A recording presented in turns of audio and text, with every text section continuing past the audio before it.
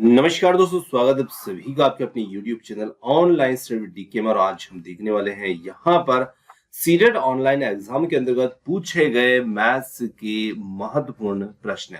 दोस्तों यहाँ पर मैथ्स का जो पार्ट होता है उसके अंदर हम जानते हैं पेडागोजी के क्वेश्चन प्लस उसमें न्यूमेरिकल क्वेश्चन भी रहते हैं। और दोनों को यदि हम एक साथ देखते हैं तो वीडियो थोड़ा सा लंबा आपके लिए हो सकता है, शायद आप उसमें बोर हो सकते हैं। तो यहाँ पर इस वीडियो को हमने दो पार्ट में डिवाइड किया है, जहां पर फर्स्ट पार्ट के रूप में आपको मैथ्स पेडागोजी के क्वेश्चन मिलने वाले हैं और कल इसका सेकंड पार्ट जो रहेगा जहां पर प्रीवियस ईयर ऑनलाइन एग्जाम के अंतर्गत मैथ्स में किस टाइप के क्वेश्चन पूछे जाते हैं उनके लिए न्यूमेरिकल क्वेश्चन आपको सेपरेट वीडियो में कल मिल जाएंगे। तो आइए और बढ़ते हैं और देखते हैं सीटेट ऑनलाइन एग्जाम में किस प्रकार का गणित शिक्षण शास्त्र जो है इससे संबंधित प्रश्न पूछे जाते हैं।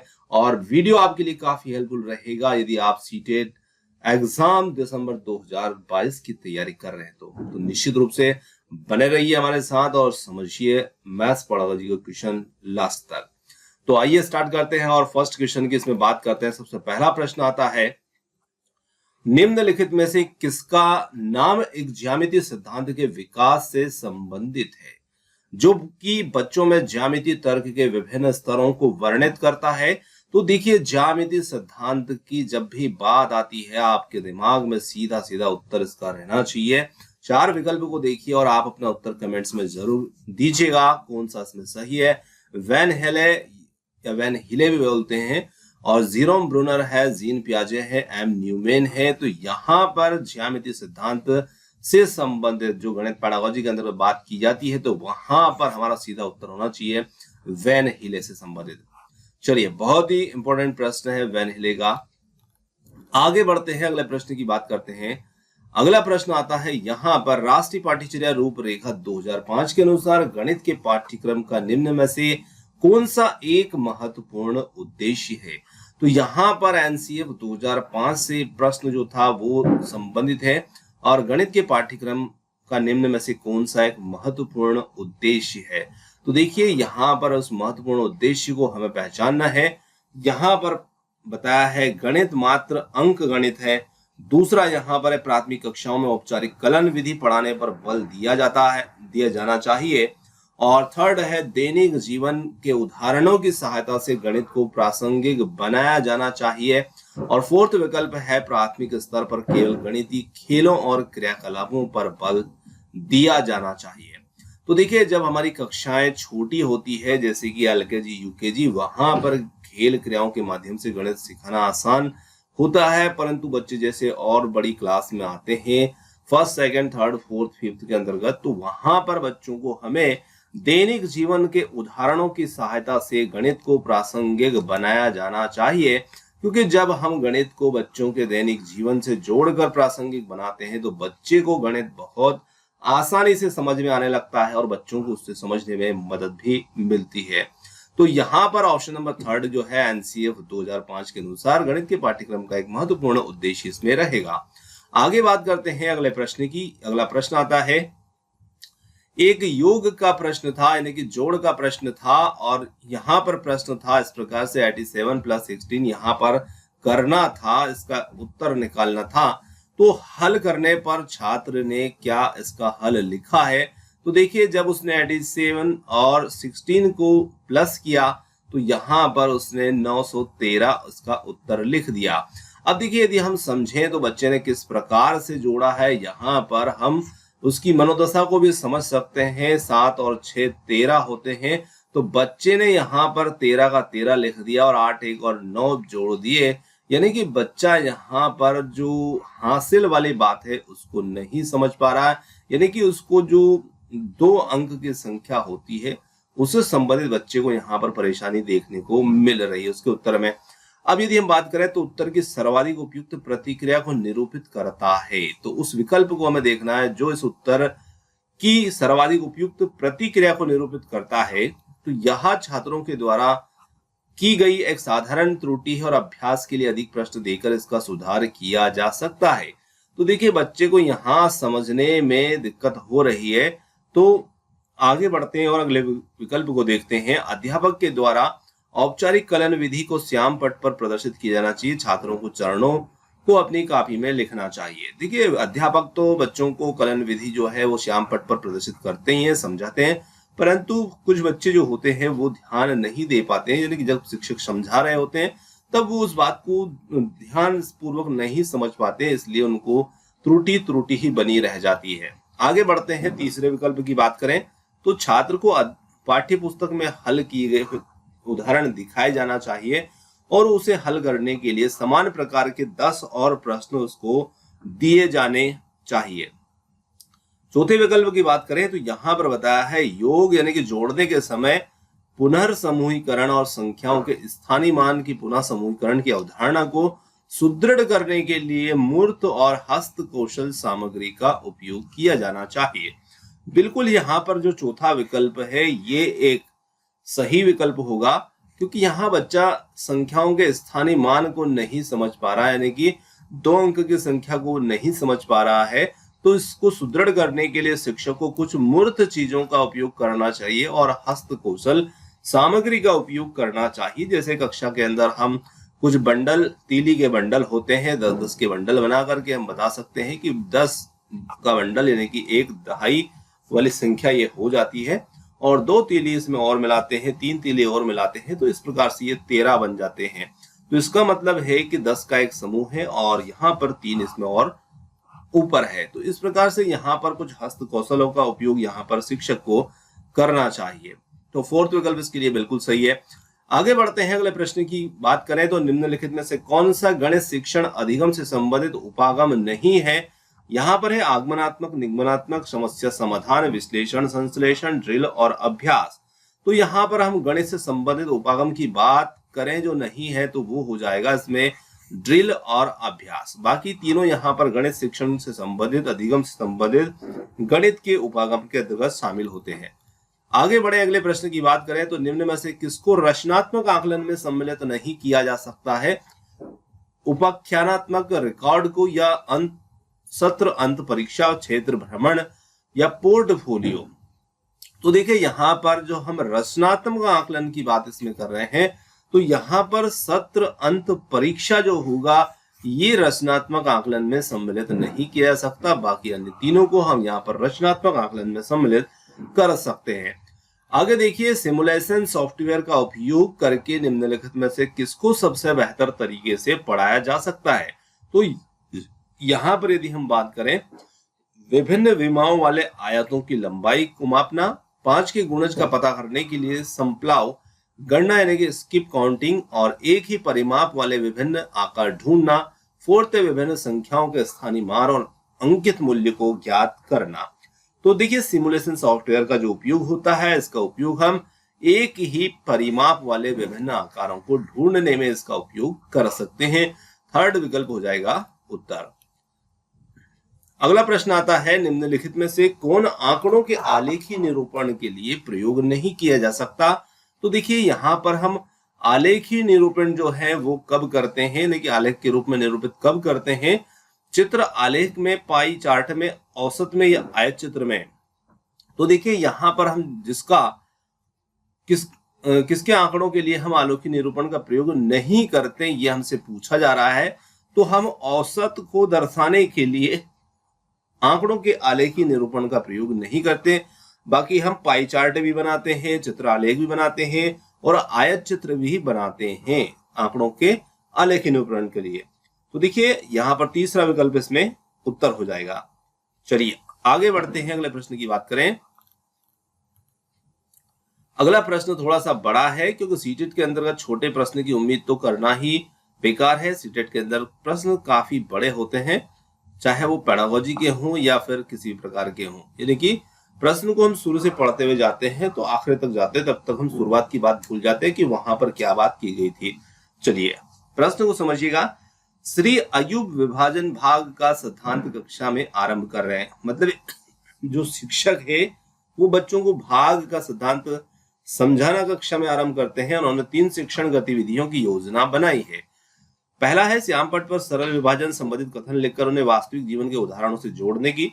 दूसरी, विभाजन संबंधी संरचना के लिए इक्वल शेयरिंग को विभिन्न चित्रों के उपयोग से समझाना।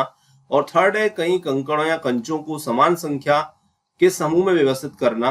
अवधारणा को अच्छी तरह से स्पष्ट करने के लिए इन क्रियाओं का सबसे उचित क्रम में व्यवस्थित करने में उनकी सहायता करें। यानी कि 3 जो उन्होंने योजना बनाई है, इनको हम किस क्रम में लागू करें, पहले को पहले रूप में, दूसरी या तीसरे, या दूसरे को पहले उपयोग किया जाए या तीसरे को पहले उपयोग किया जाए। तो आप प्रश्न को थोड़ा सा देख सकते हैं ऊपर से नीचे तक, फिर हम इसके विकल्पों की बात करेंगे। तो अब इसके विकल्प देखिए, तो यहाँ पर पहला दूसरा तीसरा है, तीसरा पहला दूसरा या दूसरा पहला तीसरा, और चौथा विकल्प है तीसरा दूसरा और पहला।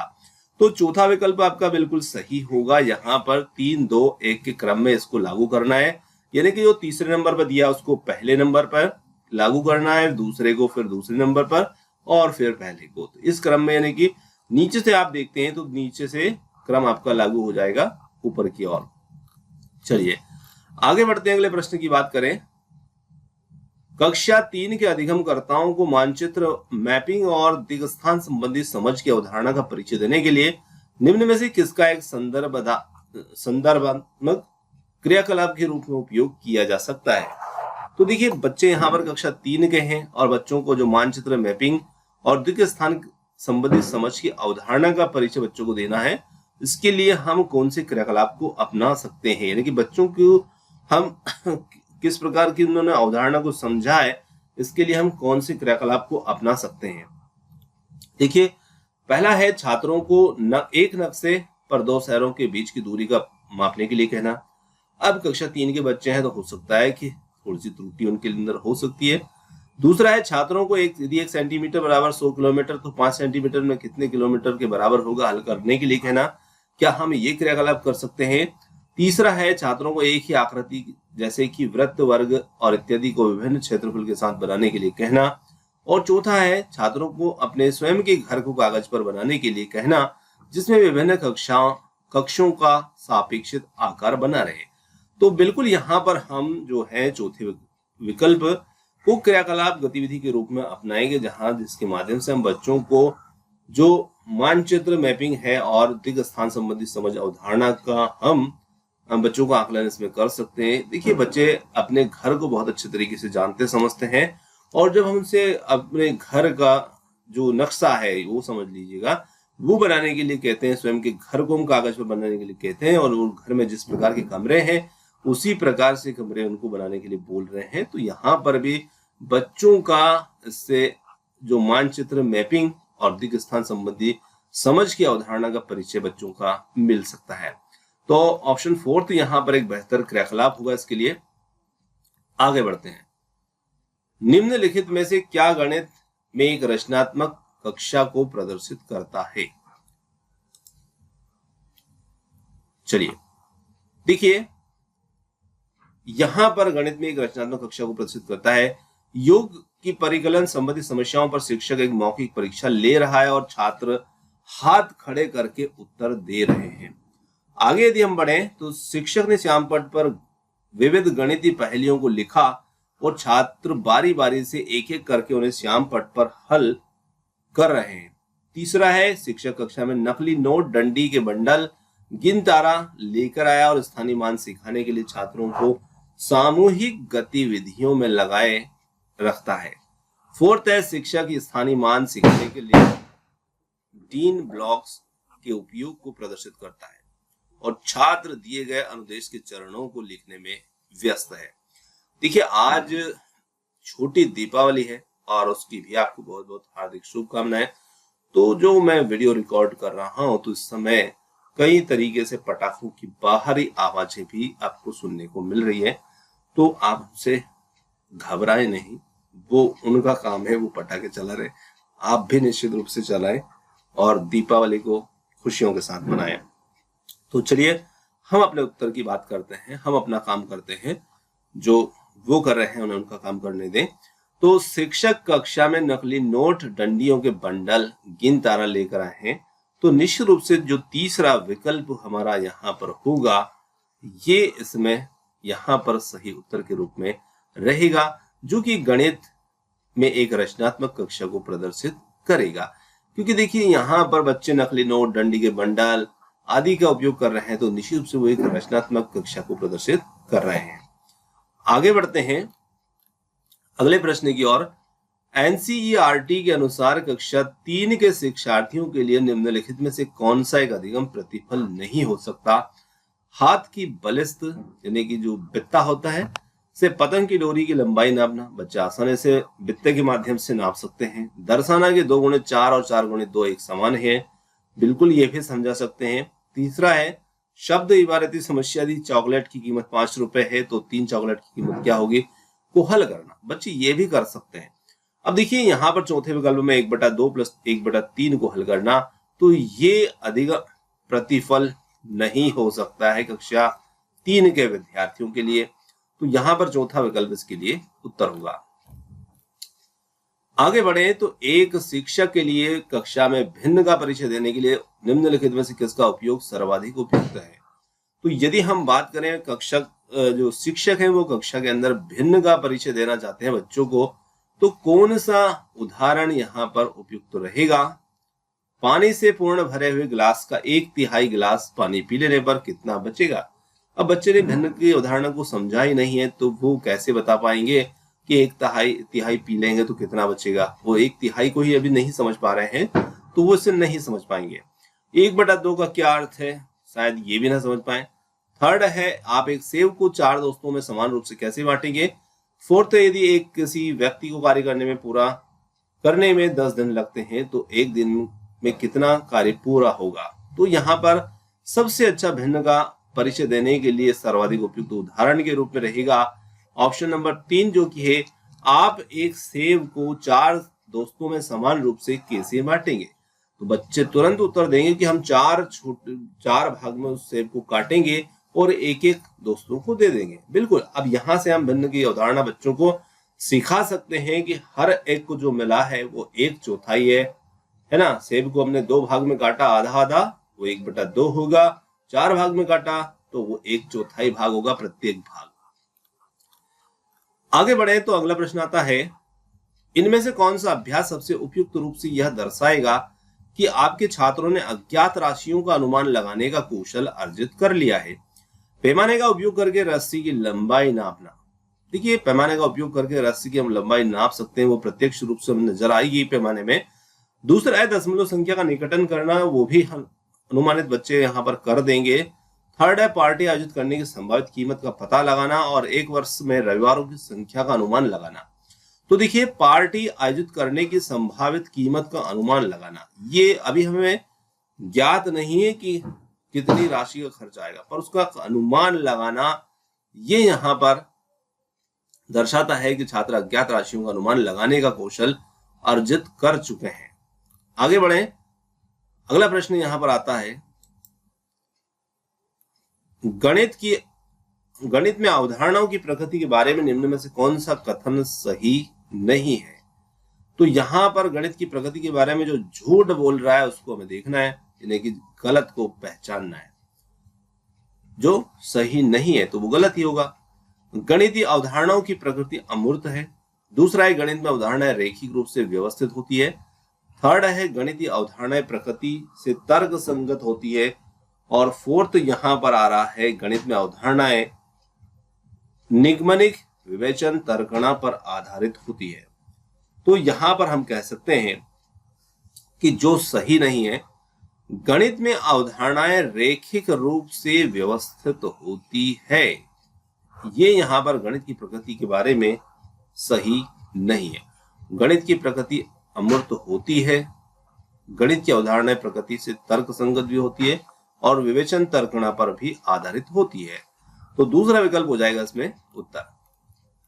आगे देखिए, नीचे दिए गए विकल्पों में से वृत्त के भागों को चुनिए। जो वृत्त के भाग होते हैं उनका चयन हमें करना है। त्रिज्या, कोण, केंद्र, व्यास। दूसरा है परिधि, भुजा, त्रिज्या, क्षेत्रफल। तीसरा है त्रिज्या, जीवा, परिमाप, भुजा। और परिधि, केंद्र, त्रिज्या, व्यास। तो देखिए, इसमें तीसरे में भुजा आ रहा है, वो शायद हमें वृत्त में देखने को नहीं मिलेगी। और यहां पर इसमें कोण आ रहा है, तो कोण यदि हम किसी प्रकार से आंतरित करें तो नजर आएंगे, बाकी एक वृत्त के अंदर ऐसे नॉर्मल रूप से हम नहीं देख पाएंगे। फिर इसमें भुजा आ रहा है। अब यहाँ पर चौथे विकल्प को देखें तो जिसमें परिधि भी है, केंद्र भी है, त्रिज्या और व्यास, यानी कि यहाँ पर चारों चीजें ही वृत्त के भागों को प्रदर्शित कर रही है और इसीलिए हमारा चौथा विकल्प इसमें सही होगा। आगे बढ़ते हैं, अगले प्रश्न की बात करें। प्राथमिक स्तर पर गणित के आकलन के लिए निम्नलिखित में से कौन सा उद्देश्य सर्वाधिक महत्वपूर्ण है? त्रुटि रहित परिकलन करने के लिए छात्रों को निरंतर परीक्षाएं देना। दूसरा है प्रतिपुष्टि और उपचारात्मक शिक्षण प्रदान करने हेतु बच्चे की प्रगति एक समय अवधि में अंकित करना। थर्ड है अधिगमकर्ताओं के प्रदर्शन को सुधारने के लिए उनमें प्रतिस्पर्धा का सृजन करना। और फोर्थ है यहाँ पर छात्रों को उनके प्राप्तांकों के आधार पर श्रेणीबद्ध करने पर महत्व देना। तो देखिए यहाँ पर प्राथमिक स्तर पर हम बच्चों का आकलन कर रहे हैं और उसके लिए सर्वाधिक महत्वपूर्ण वो होगा प्रतिपुष्टि और उपचारात्मक शिक्षण प्रदान करने हेतु बच्चे की प्रगति को एक समय अवधि में अंकित करना। ऑप्शन सेकंड होगा उत्तर। अगला प्रश्न आता है यहाँ पर, श्रीमान हरि अपनी कक्षा में भिन्न प्रकार के रंगोली के चित्र प्रिंटेड दुपट्टे लेकर आए हैं। गणित में निम्नलिखित में से किस या किन विषयों को पढ़ाने के लिए यह सर्वाधिक उपयुक्त साधन हो सकते हैं? देखिए रंगोली के चित्र है। अब रंगोली क्या होती है? अलग अलग तरह के डिजाइन होते हैं, पैटर्न होते हैं। प्रिंटेड दुपट्टे लेकर आए, बिल्कुल पैटर्न पढ़ाएंगे शिक्षक जी यहाँ पर। तो आकृति और पैटर्न आप समझ गए प्रश्न को देखकर ही कि क्या शिक्षक यहाँ पर दिखाना जा रहे हैं। गुणनखंड गुणज कोई बात नहीं, ये नहीं दिखाएंगे। आकृति और पैटर्न भिन्न स्थानीय मान। तो देखिए चित्रों डिजाइन के माध्यम से शिक्षक सिर्फ आकृति पैटर्न को बच्चों को समझाएंगे कि देखिए कि हर जगह पर हम आकृति और पैटर्न का उपयोग करते ही हैं। ये हमारे कपड़ों में भी होते हैं, रंगोली के चित्रों में भी होते हैं। तो बच्चों को ये अवधारणा बहुत अच्छे से समझ में आएगी। तो दोस्तों आज की जो हमारे पेडागोजी के अंतर्गत जो 17 क्वेश्चन हमने शामिल किए थे ये यहाँ पर समाप्त होते हैं, क्योंकि 13 क्वेश्चन जो रहेंगे वो आपके न्यूमेरिकल क्वेश्चन रहेंगे।